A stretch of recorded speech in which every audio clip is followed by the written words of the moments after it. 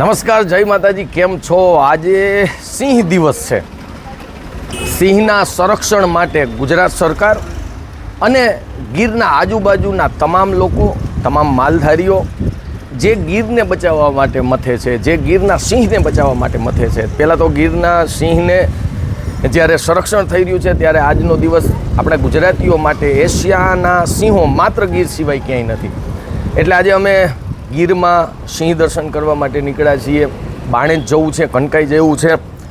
રસ્તામાં ભૂખ લાગી અને આપણા ગુજરાતીઓ એટલે ખાવાના શોખીન. જ્યારે ખમણ અને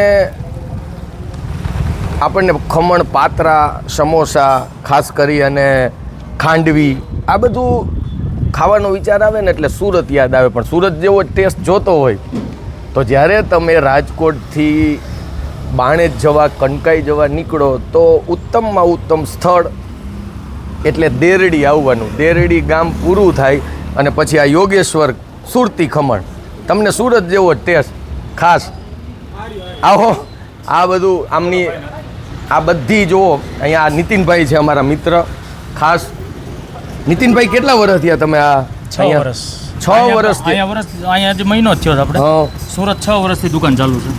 સુરત 6 વર્ષથી આ દુકાન ચાલુ છે, પણ સુરત જેવો જ ટેસ્ટ અહીંયા અમેને ખાસ ખમણમાં મળ્યો, સેવ ખમણીમાં મળ્યો. એટલે જ્યારે ગીરમાં જવાનું થાય ત્યારે તમે સ્ટોપ અહીંયા કરજો, કુંભાજી ડેરી. અને એડ્રેસ તો આ મેન બજાર જ થાય ને? મેન રોડ જ. Main road. એટલે જ્યારે બજાર પૂરી થશે એટલે તમે જાતા હશો તો જમણા હાથ ઉપર આવશે. એટલે ખાસ યોગેશ્વર સુરતી ખમણ મગજમાં રાખવા જેવું છે. અને બીજી એક વાત કરી દઉં, આ પેઇડ પ્રમોશન નથી. એવું નથી કે મને પૈસા આપ્યા છે ને મેં આ કર્યું છે. અમે અહીંયા ખમણીને પૈસા દેવાના છે, એટલે એવું ચિંતા ન કરતા. એટલે તમને એવું હશે કે પેડ પ્રમોશન છે તો આ લોકો આગળ પૈસા નહીં. સારું ખાવાનું જે લોકો આપે છે એનો ચોક્કસ વખાણ કરવા જોઈએ. એટલે જેટલા ગુજરાતીઓ મારો આ બ્લોગ જોવે છે એને બધાને વિનંતી કે અહીંયા સ્ટોપ કરજો. હવેનો જે સીન શરૂ થશે એ ગીરનો થશે. આવજો.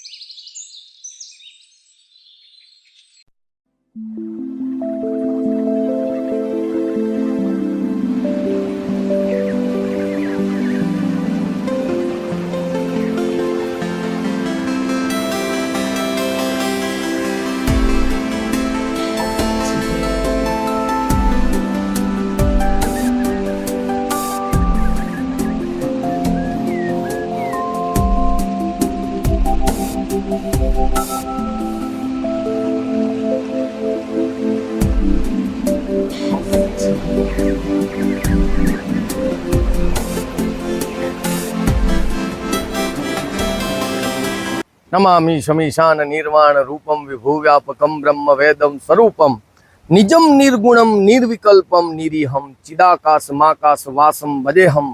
જય મહેશના જ્યાં નાદ થતા હોય. ગીરની આ એક જગ્યા એટલી બધી હરિયાળી છે, ચારીકોર તમે જોઈ શકો. ઝરણાઓ ખળખળ વહે છે. આ બાજુ પણ જ્યાં માછલાઓ છે, મગરો છે. કેમ કે ગીર છે ને એ માનો ખોડો છે. ગીર એક એવું જંગલ છે કે તમે વિશ્વના જંગલો તપાસ કરો એટલે એ જંગલમાં પ્રવેશ કરો એટલે તમને ડર લાગશે. પણ માત્ર ને માત્ર ગીરનું જંગલ જ એક એવું છે કે જે તમને નિર્ભય બનાવી દે છે. આ એક જ એવું જંગલ છે જે જંગલમાં લૂંટારાઓ નથી. અહીંના માલધારીઓ તમારી મહેમાન ગતિ કરે છે. અહીંના માલધારીઓ તમને પ્રેમ કરે છે. અહીંના માલધારીઓ તમારી સાથે લાગણીથી વાતો કરે છે. કદાચ તમને નિર્ભય કોઈ આ જંગલમાં બનાવી શકે તો અહીંયા રહેતા ચારણો અને માલધારીઓ છે. આવી કેટલી જગ્યાઓ ગીરના ખોળામાં ગીર હંઘરીને બેઠું છે. એટલે આ જ્યારે તમારે ગીરમાં આવવાનું થાય ત્યારે ચોક્કસ આ મહાદેવના દર્શન કરજો. પવિત્ર જગ્યા છે, ગાંડી ગીર છે. એ ગીરને માણજો અને જાણજો. હર હર મહાદેવ.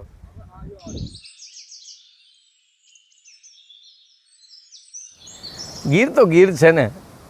દાદ બાપુ કેવી સરસ મજાની હિરણ નદીની કવિતા લખી હે કે મારે શું કરવી તારી વાત રે રૂપાળી હિરણની રાત રે મારે શું કરવી. ગીર તો ગીર છે ને, વરસાદ છે એટલે ગીર જોવા જેવી છે સાહેબ. એટલે આજે ખાસ મારી દીકરી રાંજલ પણ મારી સાથે છે અને એ હાવજને આજે જોયા છે.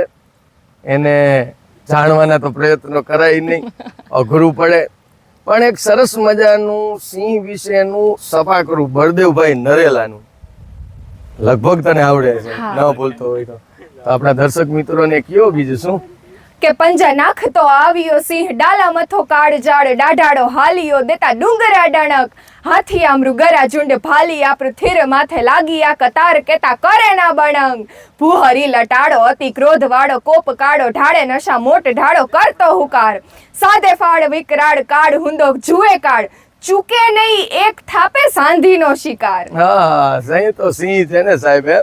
આંખુના નંબર વયા જાય ને જેને જોતા એને સિંહ કહેવાય સાહેબ.